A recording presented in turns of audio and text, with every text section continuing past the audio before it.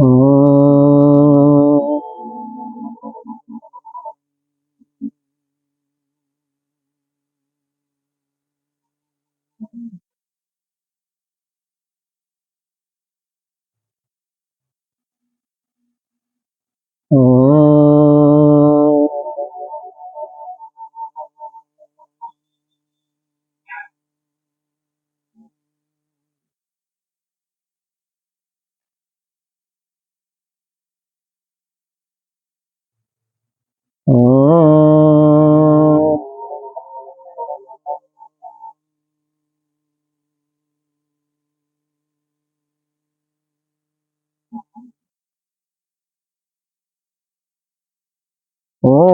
पार्थाय प्रतिबोधितां भगवता नारायणेन स्वयं व्यासेन ग्रथिता पुराणमुनिना मध्ये महाभारतम् अद्वैतामृतवर्षिणीं भगवतीम् अष्टादशाध्यायिनीम् अम्ब त्वामनुसन्दधामि भगवत् गीते भवद्वेषिणि नमस्तुते व्यास विशालबुद्धे उल्लारविन्दायतभद्रनेत्र येन त्वया भारततैलगुणा प्रज्वालितो ज्ञानमय प्रदीप प्रपन्नपारिजाताय श्रुतवित्रयकपाणये ज्ञानमुद्राय कृष्णाय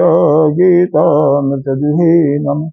सर्वोपनिषदो गावो दुग्धा गोपालनन्दन पार्थो वत्स सुधीरभोक्ता दुग्धं गीतामृतं महत् वसुदेवसुतं देवं कंसचारूढमर्दम् देवकी परमानन्दं कृष्णं वन्दे जगद्गुरुं भीष्मदोरतथा जयद्रथ जलगान्धारनीलोत्पला शैलग्राहवती कृपेण बहनी करणेन विलोकुला अस्वस्थां विकर्णघोरं कर दुर्योधनवर्तिनि योधीरागलवाण्डैरणनदीकवर्तकः केशव पाराशर्वच सरोजममलं गीतार्थगन्धोत्कटं नानाख्यानककेशरं हरिकथा सम्बोधनो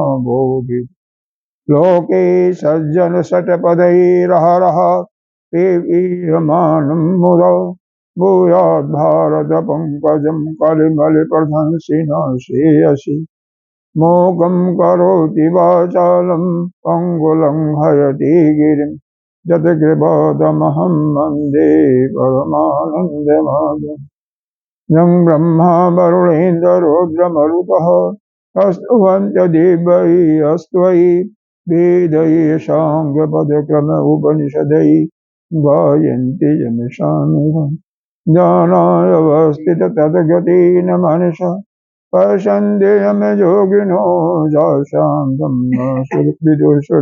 सुरसुरगणा देवाय तस्मै नमः देवाय तस्मै नमः। कहाँ तक हुआ था?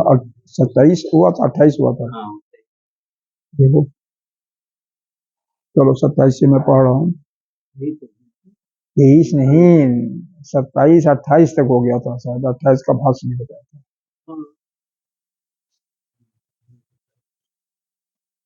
देख लो। शांत मनसं हीनं योगिनं सुखमवोत्तमम् उपैति शांतरजसं ब्रह्मभूतं कल्मषम्। मालूम हुआ? मालूम नहीं हुआ? हाँ 27 से मैं पढ़ रहा हूँ। वैसे कल 28वां श्लोक का अर्थ बता दिया था, भाष्य नहीं हुआ। 28 का भाष्य नहीं हुआ था। मैं देख लेता हूँ दोनों को। सुखेन ब्रह्म संस्पर्शम् अत्यन्तं सुखमश्नुते सर्वभूतस्थमात्मानं सर्वभूतानि च आत्मनि इक्षति योगयुक्तात्मा सर्वत्र समदर्शन। जो मां पश्यति सर्वत्र सर्वं च मयि पश्यति तस्य अहं न प्रणश्यामि स च मे न प्रणश्यति। यहाँ पर भगवान अर्जुन के माध्यम से हम लोगों को प्रशांत मनसम 27वें मंत्र में श्लोक में प्रशांत मनसम का संदेश देते हैं। क्या है प्रशांत मनसम? हमारा मन जो है बिल्कुल प्रशांत हो। शांत माने शांत तो है ही है, लेकिन प्रशांत यानी विशेष उपसर्ग लग गया, विशेष रूप से शांत हो। तो वह कब हो सकता है? जब हम अपने स्वरूप में स्थित होते हैं। कोई भी साधक जब अपने स्वरूप में स्थित होता है, अपने आत्मा में ही रमण करता है, तो वह प्रशांत मन से, तो उसका मन जो हो प्रशांत होता है। क्यों है? क्या इसका अर्थ क्या है? तो जब किसी के मन के अनुकूल कोई चीज होता है, कोई भी कर्म होता है, उसका रिजल्ट परिणाम उसके मन के अनुकूल होता है, तो वो शांत होता है, प्रसन्नता उसके अंदर आती है। और जब प्रतिकूल होता है तो उसके अंदर दुख होता है, अशांति होती है। तो जो शांति में भी शांति का अनुभव ना करे और अशांति में अशांति का अनुभव ना करे, यानी चाहे शांति हो या अशांति हो, मन के अनुकूल हो या प्रतिकूल हो, वह प्रत्येक परिस्थिति में शांत हो, उसी को प्रशांत रहती है। शांति में तो सभी शांति रहती है। मन के अनुकूल घटना होने पर सभी का मन शांत होता है, प्रसन्न होता है। लेकिन जब दुख का अनुभव हो, मन के प्रतिकूल घटना हो रही है, उस समय शांत रहने वाले को ही प्रशांत रहता है। उस समय भी जिसका चेहरा प्रसन्न चित रहता है, उसी को प्रशांत मन, यानी यह उसी का हो सकता है जो अपने स्वरूप में रमण कर रहा है, हर क्षण अपने स्वयं अपने आत्म स्वरूप में है, वही प्रशांत मनुष्य हो सकता। बाकी अन्य नहीं हो सकते हैं। आप देख लो, किसी को भी देख लो, अपने को देखो, दूसरे को क्या देखो कि क्या प्रत्येक परिस्थिति में हमारा मन शांत होता है? देखो अपने, क्या प्रत्येक परिस्थिति में हम शांत होते हैं? क्या विचार करते हैं? जब भी प्रतिकूल घटना होगी तो देखो क्या होता है, मन विक्षिप्त होगा। अब यहाँ पर तीन जो प्रकार के सुख होते हैं, कौन कौन? एक जो अभ्यास जनित सुख होता है, जिसको सात्विक सुख कहते हैं, क्योंकि प्रकृति के तीन गुण हैं, सत रज तम। इन तीनों ही गुण मनुष्य को बांधते हैं, बंधन में डालने वाले तीनों गुण हैं। इसलिए यह जो गुणातीत होता है, तीनों गुणों से जो ऊपर उड़ जाता है, उसको कहते हैं गुणातीत। और गुणातीत ही जो है वह प्रशांत होता है, क्योंकि वह जो है अपने स्वरूप में स्थित हो जाता है। तो यह सुखम उत्तमम, सुखम उत्तमम, यानी यह उत्तम सुख क्या होता है? इसको अव्याज जनित सुख, यानी जो सात्विक सुख होता है। सात्विक सुख क्या है?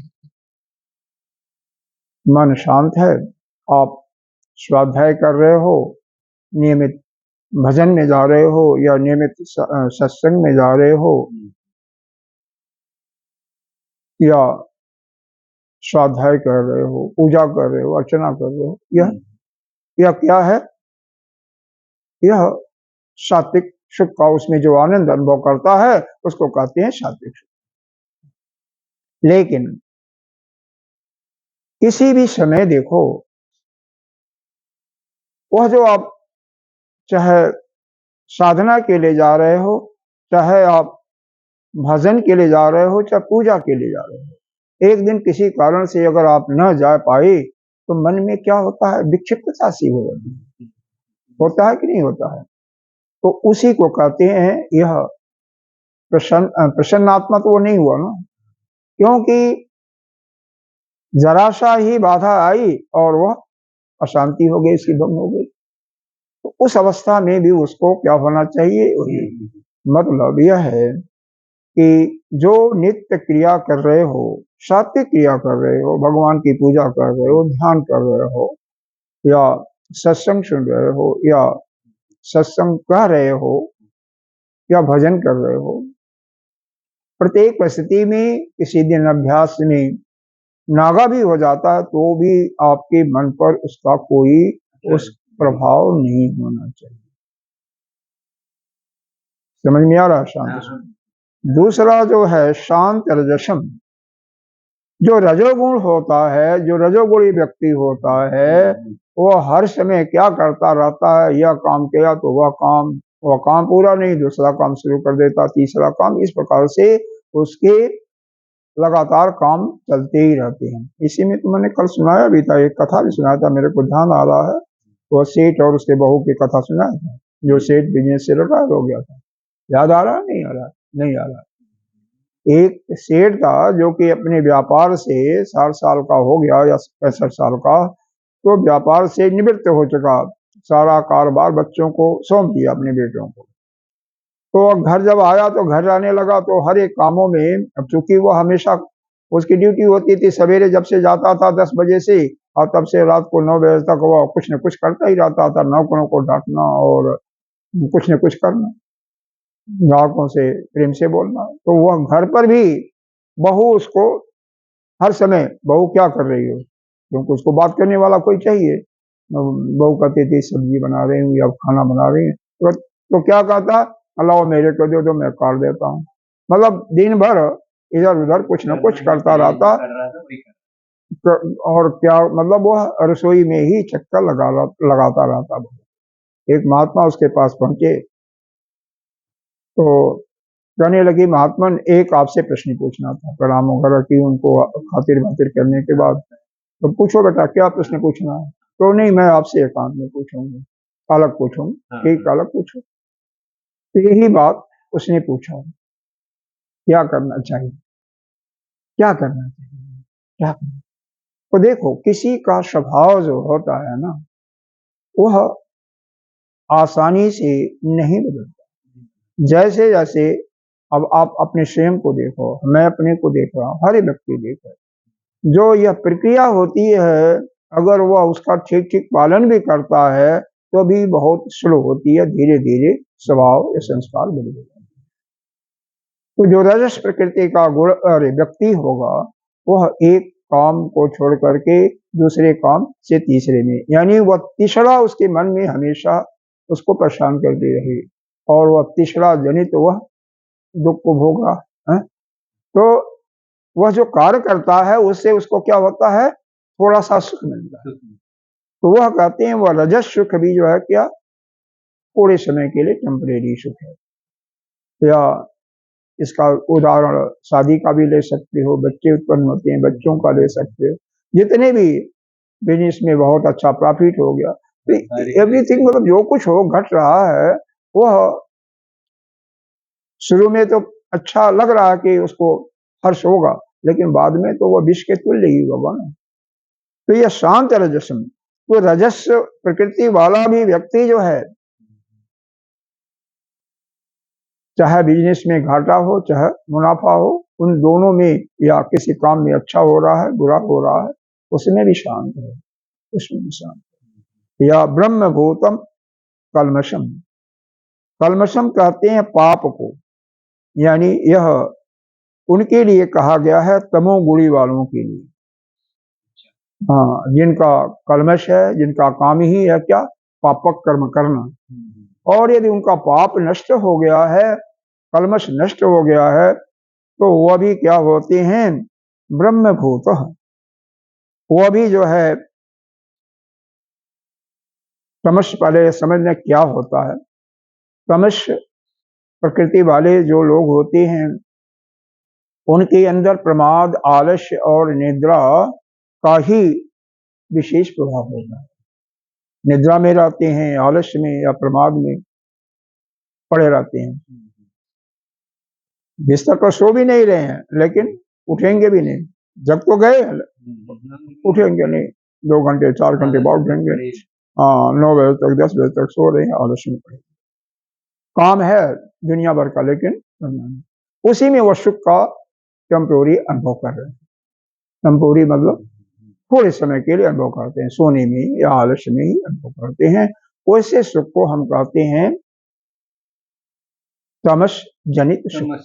तमस, हाँ, तमस प्रकृति वाले वो है। तो वो अभी जिनका शांत हो गया है, ऐसे ही चाहे वो आपका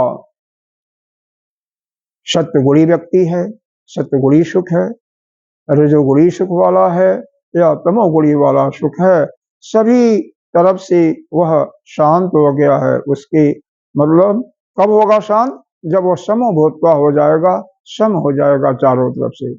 गीता जी में कहा है ना, सुखे दुखे शमी कृत्वा लाभ अलाभ जया अजौ।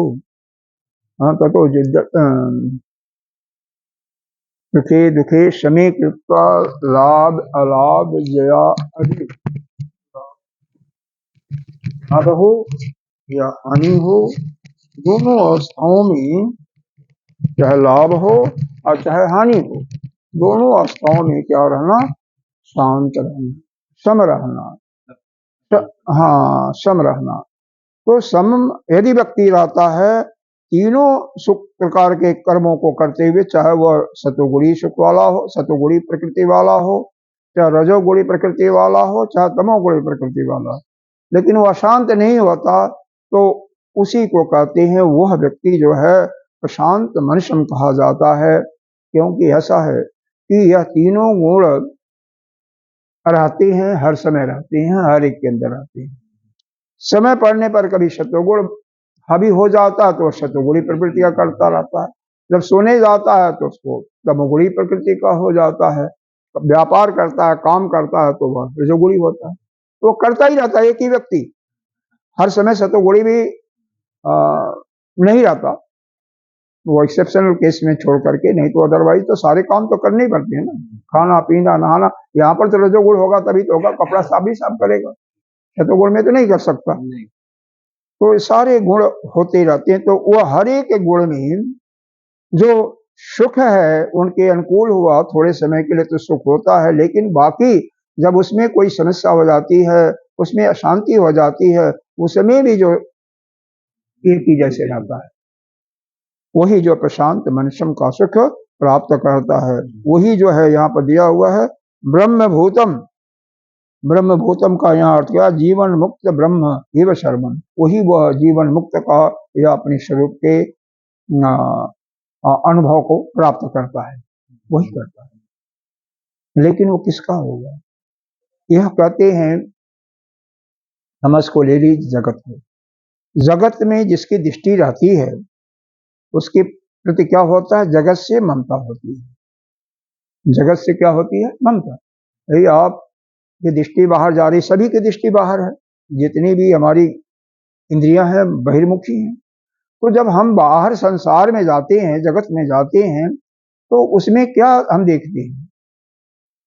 हमें जो भी वस्तु देखते हैं, जो हमें प्रिय लगती है, उससे क्या होती है? ममता हो जाती है, और जो हमारे प्रतिकूल होती है उनसे द्वेष हो जाता है।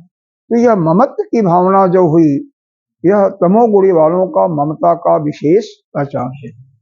और वही अगर देह की भावना को लेकर के चलो, आप तो देह की भावना को चलोगे तो ममता के साथ साथ आपका अभिमान भी, एक अहंकार की प्रवृत्ति भी आपके अंदर आ जाती है। तो यह दो प्रकार के हो गए। तीसरी अवस्था प्राण को ले लो, प्राण तो हर समय ही भूखा प्यासा होता है, तो उसके कारण भी आप दुख सुख उठाते ही हो। चौथा विज्ञानमय कोश को ले लो, विज्ञानमय कोश में क्या होती है? आपकी बुद्धि होती है, वहां पर तो आपको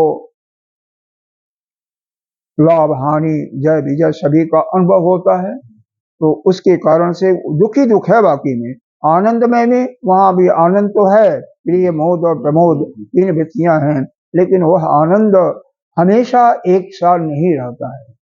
जब इन 6 से उपरांत कोई हो जाता है, अब किस वास्तव में उस क्रमशः मैं न बता करके मतलब जगत जीव और यह करते हुए आपको दो तीन दुखास कोष हुए, उनको लेते हुए हम उस ईश्वर में जब वह अपने स्वरूप में चला जाता है, यानी ईश्वर को प्राप्त हो जाता है, अपने आत्म स्वरूप में रहने लगता है, तो वही ब्रह्म प्रशांत मनसम इस प्रकार के सुख को अनुभव करता है। अपने स्वरूप का वही सुख, यही बताया ना, ब्रह्म भूतम कलमसम योगिनम सुखम उपैति।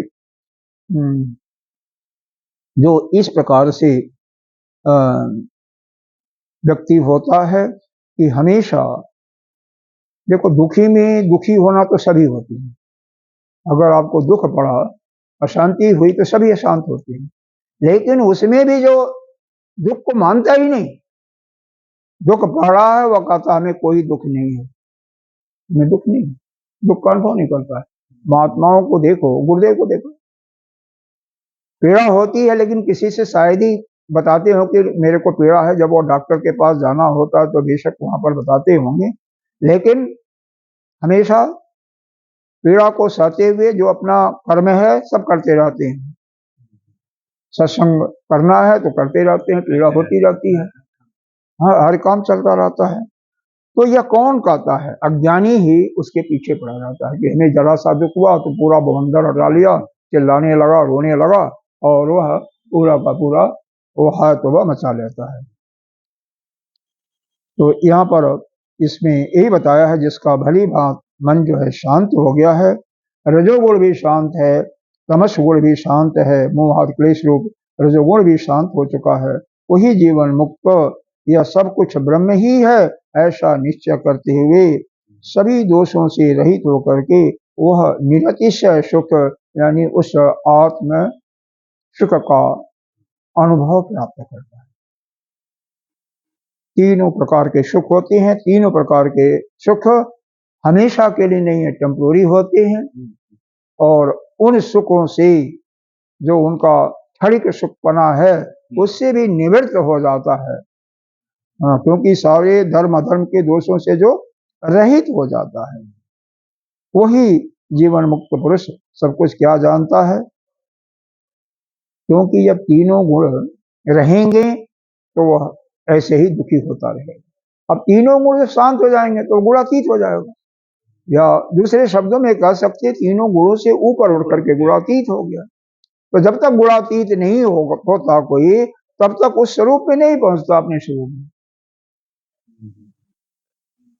तो होना क्या चाहिए हमें? सतोगुणी अगर हमारी प्रवृत्ति है तो सतोगुणी से ऊपर उठ करके गुणातीत होना चाहिए, उससे भी ऊपर उठना।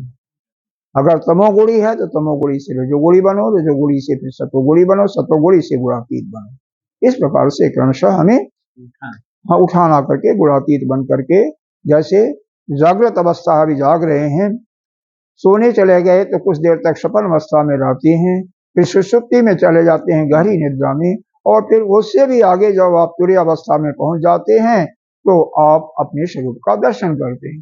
तो उसी प्रकार से अपने स्वरूप का दर्शन तीनों गुणों से जब आप ऊपर होते, यही 28वें श्लोक में बताया। जुंजन एवं तत्सदात्मानं योगी विगत कल्मषः सुखेन ब्रह्म संस्पर्शम अत्यंतम सुखमश्नुते। जुंजन एवं मतलब उसी क्रम से जब वह योगी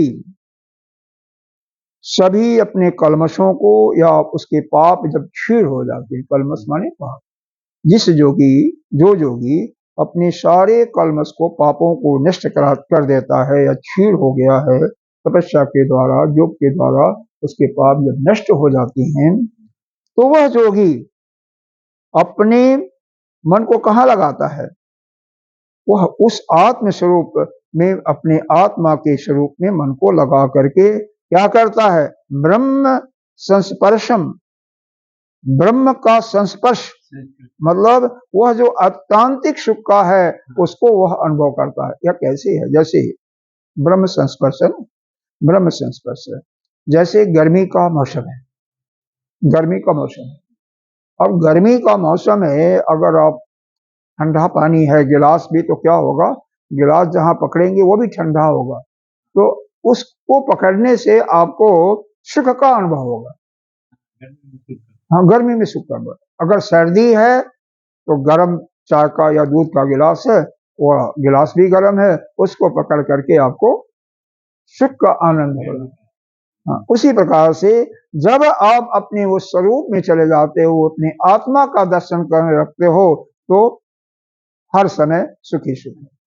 निरतिशय सुख की प्राप्ति तभी होती है जबकि आप अपने स्वरूप में स्थित हो जाते हैं।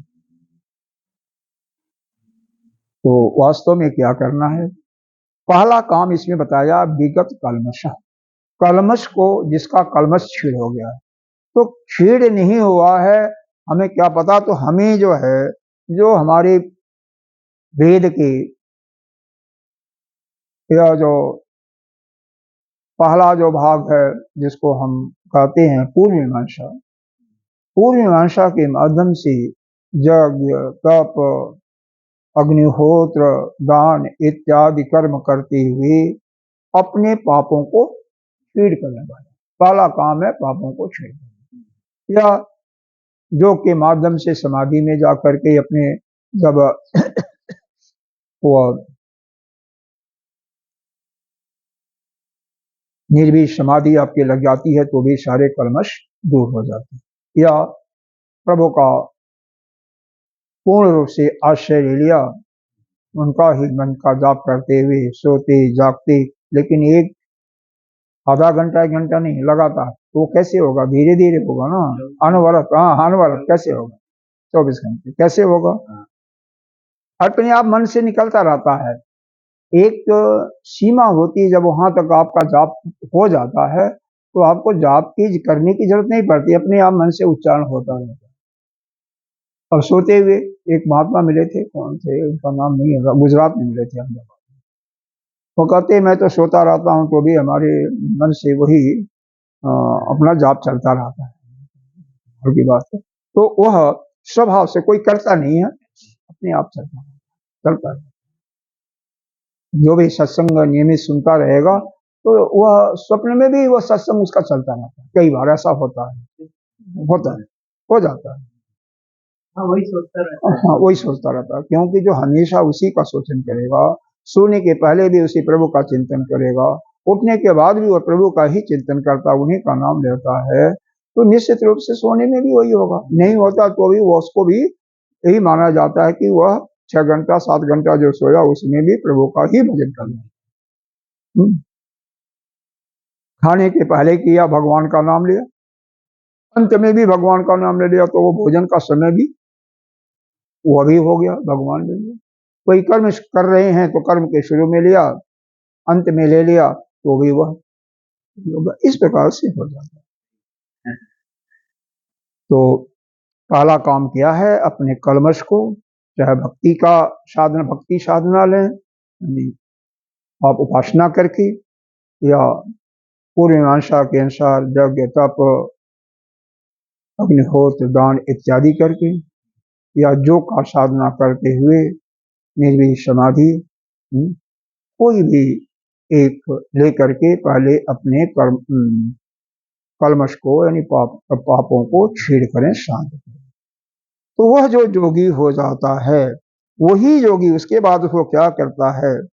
अपने को उस अपना जो आत्म स्वरूप परमात्मा है उसमें अपने मन को लगा, फिर उसका मन लग जाता है। जब सब तरफ से सबको पापों छूट जाते हैं, किसी का भी पाप छूट जाएगा तो उसका मन आसानी से ब्रह्म में लग जाएगा, फिर भटकाव उसका बंद हो जाता है। देखो, भटकाव के लिए तो हमने आपको बताया भी था पहले भी कई बार, लेकिन फिर भी हमें क्या करना है? वास्तव में मन की जो यह मन की, वैसे चित्त कहिए, चित्त से वृत्तियां उड़ती हैं, उसको मन भी कह सकते हैं। तो जो मन के अंदर जो वृत्ति उड़ती है, तो इसको, जिसके अंदर वृत्ति उठ रही है वही जीव है, और जिसके अंदर वृत्ति नहीं उठ रही है, बिल्कुल शांत हो गया है, वही परमात्मा है। परमात्मा और जीव का यही करता है। लेकिन तो कैसे वृत्ति न उठे, ये भी बात है ना। तो इसके लिए आपको बताया हुआ है, धीरे धीरे होगा, शनि शनि होगा, एक बार नहीं होगा, लेकिन प्रयास आपको अथक प्रयास और नित, हाँ, तीनों समय करते रहना, तो अनवरत प्रयास करते ही रहना पड़ेगा। अगर प्रयास नहीं करेंगे तो वैसे वृत्ति नहीं शांत होने वाली है। और अपना पूरा समय, हाँ, कोई भी अपना संग भी संतों का हो, भगवान के भक्तों का हो, जिससे कभी भी किसी से गलत बात अपने मन के अंदर न आवे। हाँ, किसी के प्रति देखो, संसार में जाना पड़ता है, नहीं तो अपने आप ही चले जाते हैं। सारे इंद्रिय अगर ध्यान में बैठेंगे तो सारे इंद्रिय आपके शांत रहेंगे। आंखें को बंद कर रखे हैं, रसना इंद्रिय भी मुंह बंद ही है, घ्राण इंद्रिय भी नहीं जा रही, स्पर्श भी नहीं हो रहा, लेकिन कान तो बहिर्मुखी हैं, कान तो जाएंगे। मन को वहां पर अपने श्रोत इंद्रिय से हटा लो, जिससे कुछ तो फिर भी आवाज तो आएगी। ऐसी बात नहीं है कि मैंने करके देखा, जो अनुभव हुआ कि ऐसा नहीं होता कि बिल्कुल नहीं आता, लेकिन फिर वो आपको स्पष्ट रूप से उसका ज्ञान नहीं होगा। अब अपनी धुन में पड़े रहिए, मन को पूरे रूप से कहाँ लगाइए। हाँ, जो आप काम कर रहे हैं, ध्यान करें तो ध्यान में, कोई जाप कर रहे हैं तो जाप में, हाँ, उसमें पूरा स्वाध्याय करें तो स्वाध्याय में। अब पीछे कोई हल्ला करता रहे क्या फर्क पड़ता, हम अपना काम कर रहे हैं। हाँ, लेकिन पूर्ण रूप से मन यहाँ पर लगा होगा। यह नहीं कि कोई आ रहा है तो आपका मन चला गया उधर, आंखें चली गई, तो फिर तो मामला गड़बड़। पूरे एकाग्रता के साथ जब हमारा मन किसी एक कार्य में लगा होता है तो वह दूसरे इंद्रिय के साथ नहीं जुड़ता है। लेकिन पहले जहां लगा हुआ वहां पर पूर्ण एकाग्रता के साथ लगा हुआ, तब फिर वहां की बाहर की आवाज, चाहे वो बर्तन का खटखटाहट हो, चाहे फाटक का खुलना, किसी का बोलना किसी को, वह कोई आपके ऊपर फर्क नहीं पड़ता है। तो यहाँ पर हम कह रहे थे कि किस प्रकार से इन वृत्तियों को शांत किया जाए। तो इसको यही बताया जैसे पहले बताया हुआ था। मन जो है ज्यादा समय तक शुरू में एकाग्र नहीं रह सकता, इसलिए प्रारंभिक ध्यान की साधना आप 15-20 मिनट तक या 25 मिनट 30 मिनट तक मैक्सिमम आपको करना चाहिए। यह किसी भी मंत्र को दीर्घ स्वर में उच्चारण करके कुछ देर शांत रहना, जिसमें वह वृत्ति कोई अंदर से न उठे, उतना समय तक रखो और सांस भी समान हो जाए। वृत्ति उठने लगे तो फिर करो, तुरंत नहीं करना दूसरी ध्वनि, और धीरे धीरे वह समय बढ़ाते जाना। शुरू में 3 बार किए, 4 बार किए, ऐसे दिन में 3 बार 4 बार करते रहिए। 5-7 दिन के बाद उसको 5 बार कर दीजिए, फिर 15 दिन महीने के बाद 22 दिन के बाद 7 बार, ऐसे कर करके इसको 15-20 बार तक लाइए। एक बार में 15-20 बार तक कीजिए, दिन में 4 बार 5 बार कीजिएगा, वैसे घंटा 2 घंटा हो जाएगा आपका, और बीच का समय भी बढ़ता जाएगा जिसमें वो वृत्ति नहीं होती है। देखो, यह एक सिंपल सा नियम है, सूत्र समझ लीजिए इसको। अगर कुछ समय के लिए मन बिल्कुल शांत हो जाता है, चाहे वह 2 सेकंड ही क्यों न हो, तो वह पीरियड, वह जो समय है वह बढ़ाया जा सकता है अभ्यास के द्वारा। निश्चित रूप से, यह तो अनुभव से मैं बता रहा हूं, वैसे नहीं है, केवल पुस्तकों में लिखने के आधार पर नहीं है। अगर 2 सेकंड 5 सेकंड तक का भी हो गया तो वो मिनटों तक हो जाता है, अपने आप बढ़ता रहेगा समय वो। हाँ, लेकिन अभ्यास आपका रेगुलर होना चाहिए, नियमित हो। समय भी प्रारंभिक साधकों के लिए एक ही हो, यह नहीं कि कोई बात 5 मिनट लेट होगा, वो तो चला दिया जाता है, लेकिन उससे वह पूरा लाभ नहीं होता है। स्थान भी है उस पर, जो जैसे बताया था ना, आसन न बहुत ऊंचा न नीचा, शुरू के अध्याय में बताया था। इसमें मृक्षल हो, छाला हो या कुशा हो, ऊपर सफेद कपड़ा हो, उस हिसाब से करते हुए इसको करना। तो इस प्रकार से वृत्तियां रोकी जा सकती हैं अपने आप। जब वृत्तियां क्षीण हो जाएंगी तभी जा करके आप, एक मान लो एक वृत्ति आ रही, दूसरी वृत्ति नहीं है, तो भगवान का जाप कर रहे हो या कोई चीज आप सत्संग का सुने हुए उसी पर मन को एकाग्र कर दिया, क्या क्या हुआ, तो एक ही चीज पर एकाग्र है ना, तो वहां से भी बाद में डाइवर्ट कर सकते। इसी को भक्ति वाले क्या कहते हैं कि इसको जो है भगवान के में लगा दो। हर एक का अपना अपना मत है, लेकिन मूल बात है किसी भी तरीके से कैसे भी करो, सबका सिद्धांत अलग अलग है। सबके पीछे जो एक मुख्य प्रयोजन यही है कि वृत्ति हमारी शांत। योग वाले अपना आसन प्राणायाम या ध्यान की क्रिया बताते हैं, धारणा ध्यान की, तो कोई भी तरीका अपनाओ, आपकी वृत्ति शांत होनी चाहिए। जब बिल्कुल शांत हो जाती है, उसी समय आप परमात्मा तत्व का अनुभव करते हैं, स्वयं परमात्मा। धीरे धीरे यह भी अभ्यास हमें करते रहना चाहिए कि मैं वह अद्वैत हूँ, द्वैत नहीं। जैसे हमेशा होता है, गृहस्थ जीवन में ज्यादा होता है, हर जगह होता है वैसे तो, कि क्या होता है कि जैसे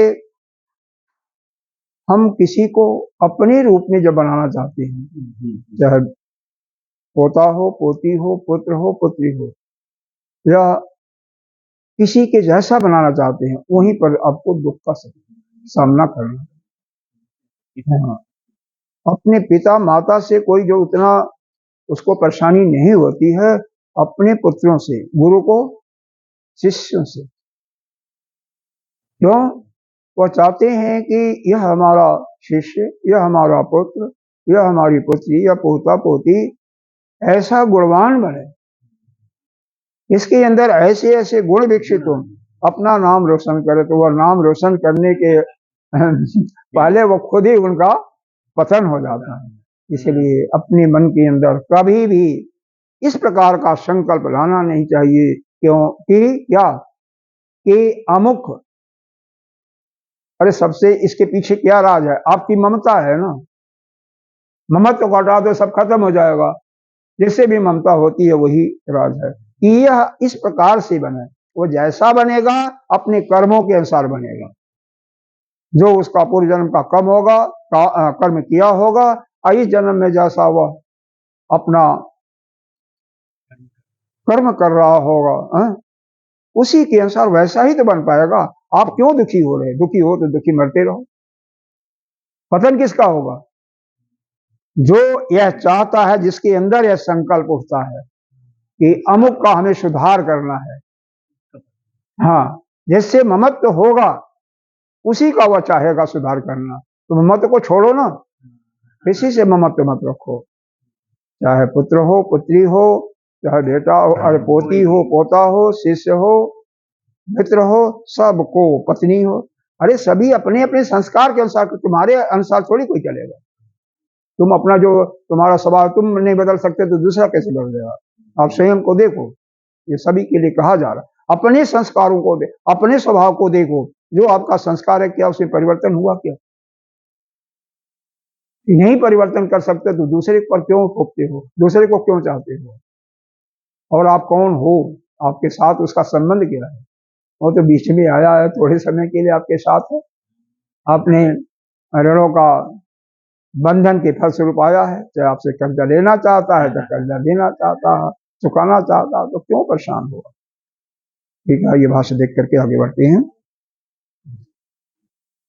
जुंजन एवं यथोक्तेन क्रमेण योगी योगांतराय वर्जित, यानी योग विषयक विघ्नों से रहित हुआ, जिसका पाप नष्ट हो चुका है, वह सदा चित्त को अपने समाहित करता है। तदा सदा आत्मानम विगत कलमशो विगत पाप सुखेन अनायसेन ब्रह्म संस्पर्श यानी ब्रह्मणा, वह अनास ही यह ब्रह्म प्राप्ति के रूप में निरतिशय होकर के उसका मन कहाँ लग जाता है? वह उत्कृष्ट सुख जो है उसका वह अनुभव करता है। कौन करेगा?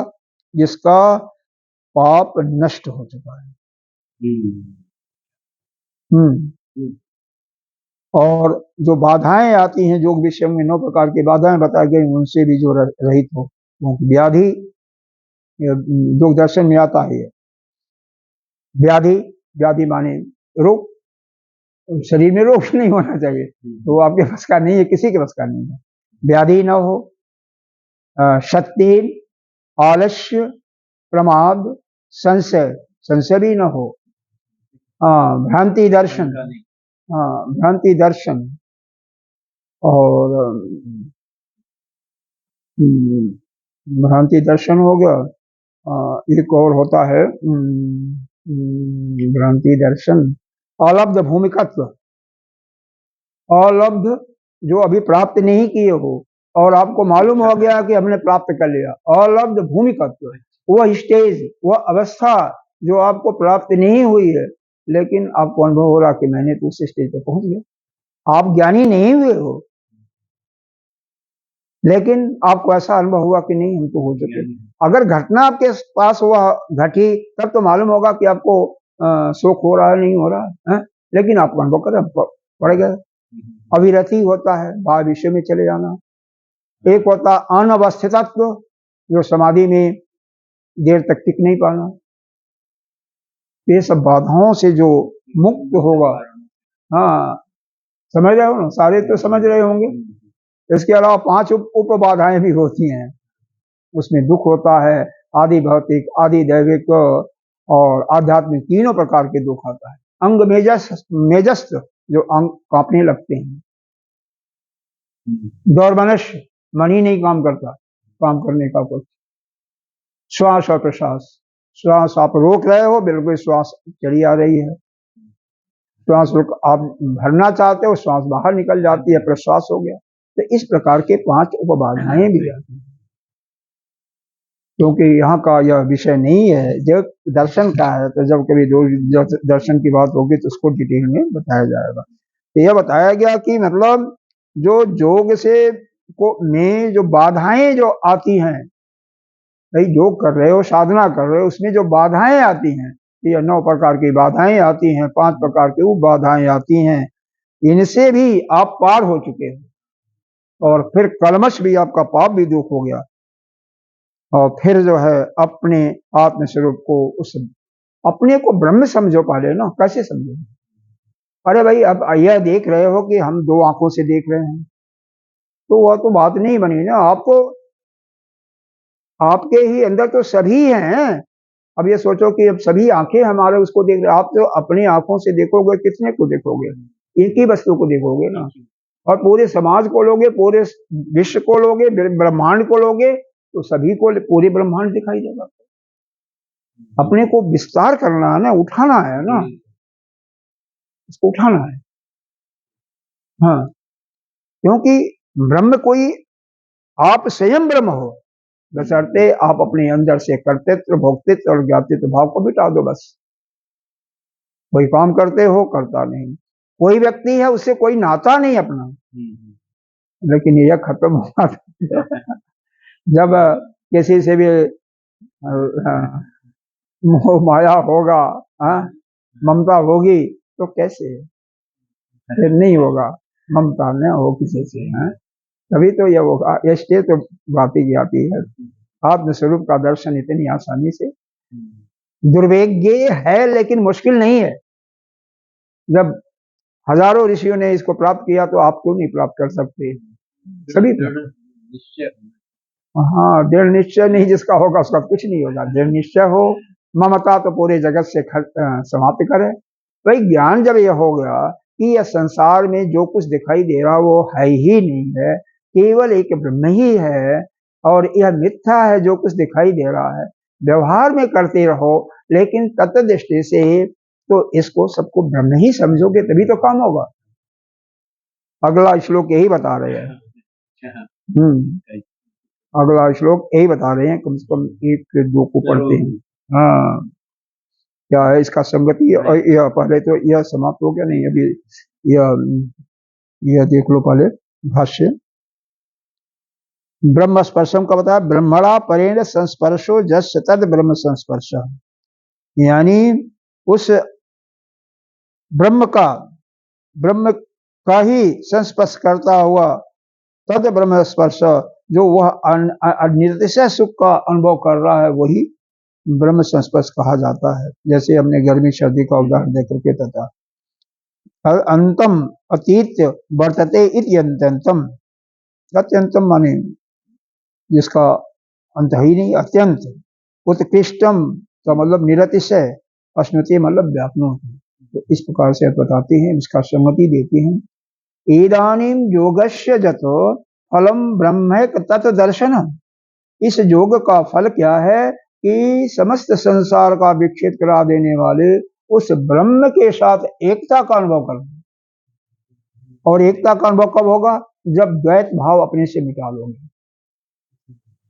द्वैत भाव का मतलब हम अलग हैं, आप अलग हैं, हम सब एक हैं। अरे हमारी आत्मा सबकी आत्मा एक है। आपकी आत्मा और जिसकी आप उपासना कर रहे हो उसकी आत्मा आपकी आत्मा एक है और वही ब्रह्म है। ऐसा अनुभव करो। आपको कई बार बताया गया है, कई बार बताया गया है। सर्व संसार विच्छेद कारणम तत्विवक्षते।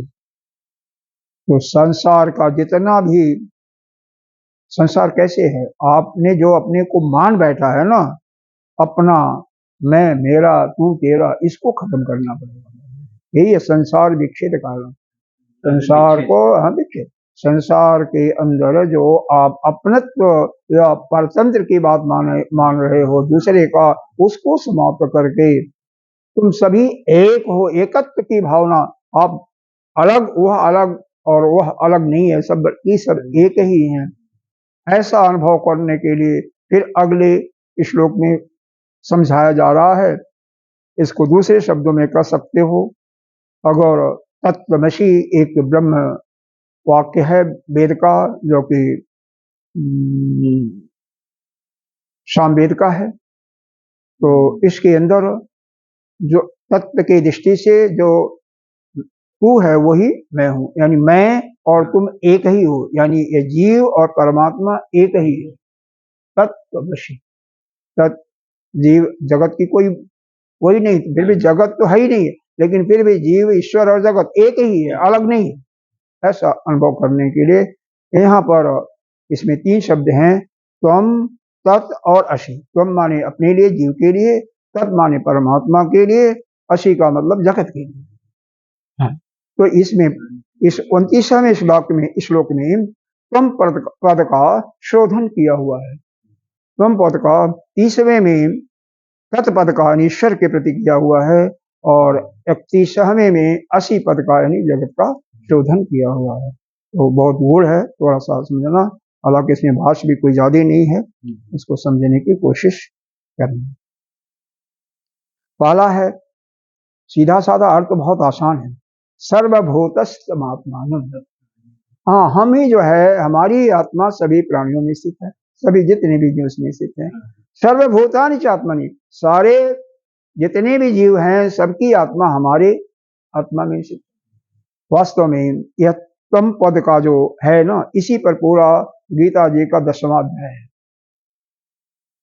10वां अध्याय त्वम पद को ही बताता है, 11वां अध्याय तत्पद को बताता है, तत्पद को बताता है। तो सर्वभूतस्थ आत्मानम सर्वभूतानि च आत्मनि। सर्वभूतस्थ, सारे प्राणियों में मैं ही आत्मा के रूप में विराजमान है, और सर्वभूतान, सारे प्राणी मेरे अंदर ही आत्मा के रूप में विराजमान है। दूसरा अर्थ होता है कि सभी प्राणियों की आत्मा और मेरी आत्मा एक है।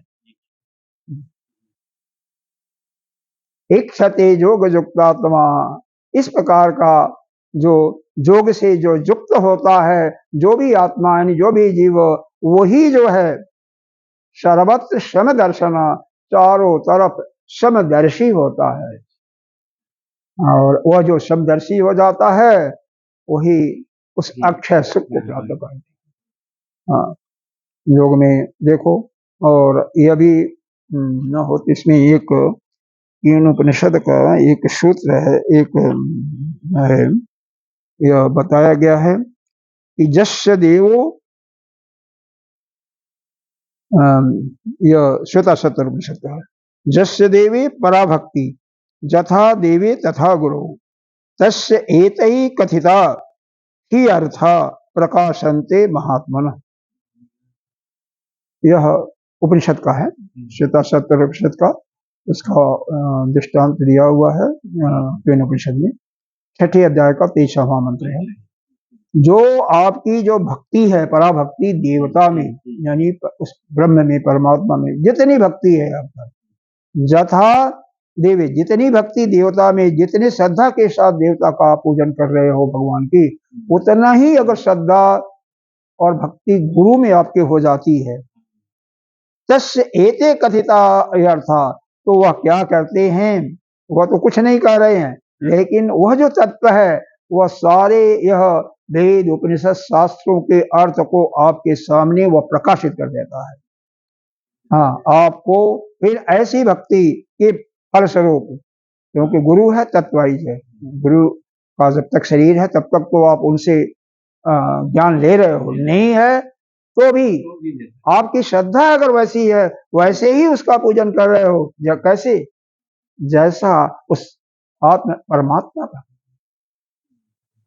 जैसा जथा देवो तथा गुरु, अगर वैसा आपकी निष्ठा है, आपकी श्रद्धा है, गुरु में ऐसी अगर निष्ठा हो गई, तो वह गुरु तत्व जो है, तत्व के दृष्टि से वह तत्व आपको ऐसी विलक्षण ज्ञान का अनुभव कराता है कि जो कुछ शास्त्र में वेदों में लिखा हुआ उसका जो अर्थ है सब आपको प्रकाशित कर देता है आपके सामने।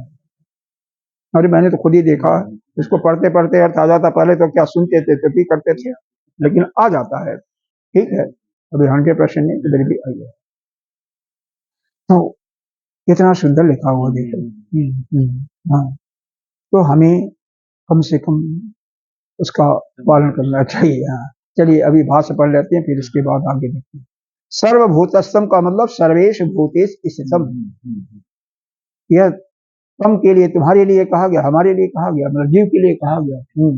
आत्मानम सर्वभूतानि चात्मनि ब्रह्म आदानि स्तंभ पर्यंति च सर्वभूतानि आत्मम एकता गतानि, मतलब ब्रह्मा से लेकर के सबसे छोटा जीव जो है, छोटा जीव टीटी है, कबीबा ये कहते हैं, तो हबीबा या हबीबा शायद कहते हैं, सबसे बायोलॉजी दृष्टिकोण से कुछ छोटे जीव तक जितने भी प्राणी हैं सबकी आत्मा अपने अंदर में, अपनी आत्मा उनके अंदर, या सभी हम ही जो है सभी प्राणियों, सबकी आत्मा हमारी आत्मा एक है, हमारी आत्मा सभी प्राणियों में है।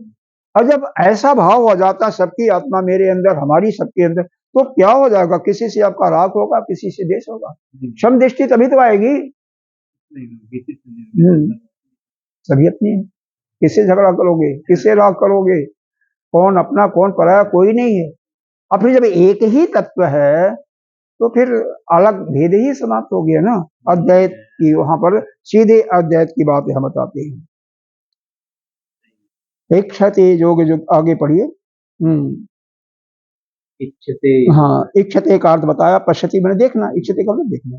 जोग जोगात्मा मतलब समाहितांतःकरण, जिसका करण का मतलब क्या है, सारे इंद्रिय मन बुद्धि सभी उसके समाहित हो गए हैं। जैसे कि सुबह बताया गया था, उसमें क्या बनता है, आपके कठोपनिषद में आया था ना, सारे इंद्रिय विषयों के साथ उसको मन में लीन करो, मन को बुद्धि में लीन करो, बुद्धि को समष्टि में लीन करो, और समष्टि बुद्धि को या हिरण्यगर्भ को फिर प्रकृति में, प्रकृति से उस आत्मा में, उस आत्मा में लीन कर दो जो ब्रह्म है, पर ब्रह्म है, उसमें लीन कर दो। तो सारे यहां पर कर रहे हैं, सारे आपका समाहितांत, सभी करण यानी सभी इंद्रिय समाहित हो गए हैं, जिसके शांत हो गए हैं, ऐसा जोगी वही जोगी सर्वत्र समदर्शन। भाई जिसकी इंद्रिय बस में नहीं है वो कैसे समाहित होगा, मन बस में नहीं है तो कैसे करेगा। सर्वेश समदर्शन का मतलब सर्वेश ब्रह्मादि अस्थावरांतेषु विषमेषु सर्वभूतेषु समम निर्विशेषम ब्रह्म आत्म एकत्व विषयम दर्शनम ज्ञानम जस्य सर्वत्र समदर्शनम। यह बताया गया कि सभी ब्रह्म आदि अस्थावर, ब्रह्मा से लेकर के छोटे जीव तक सभी प्राणियों में, विषमेश सर्वभूतेषु सभी प्राणी, उसमें कोई नहीं है कि मनुष्य स्त्री है, समम निर्विशेषम एक ही प्रकार के दृष्टि, ब्रह्मात्मा एकत्व विषयम दर्शनम एक ही उसमें आत्मा को देखना, अलग अलग आत्मा को नहीं देखना। ज्ञानम जस्य जिसके अंदर यह ज्ञान अद्वैत का ज्ञान आता है, हो जाता है कि सभी प्राणियों में एक ही आत्मा है, वो मेरी आत्मा उनकी आत्मा सब एक ही है और वही ब्रह्म है। ऐसा जो ज्ञान जिसके अंदर आ जाता है वही सर्वत्र समदर्शन, चारों तरफ उसकी दृष्टि सम। कितना सुंदर बताया। आगे इसमें एक इसके बाद यह कहती हैं एतस्य आत्मा एकत्व दर्शन फलम उच्यते। अब इस आत्मा की एकता का दर्शन का फल नीचे वाले श्लोक में बताते हैं। हाँ, अगले वाले श्लोक में इसका फल बताते हैं। अब उस फल को हम कल सुनेंगे। ये घंटा ही इतना आपको पाच्य हो जाना चाहिए। सर्वभूतस्तमात्मा न याद हो जाना चाहिए। और यह कम से कम और तो दूर तो छोड़ो, पहले अपने घर के जितने भी प्राणी हो उसी में एकत्व का दर्शन हो जा, वही बहुत है। नहीं समझाना नहीं किसी को, आप स्वयं दर्शन करो। समझाओगे तो तुम्हें घर से निकाल देंगे। अपने ज्ञान को मत बखारो। गुरुदेव यही कहते हैं, अपने इसको बंद करो।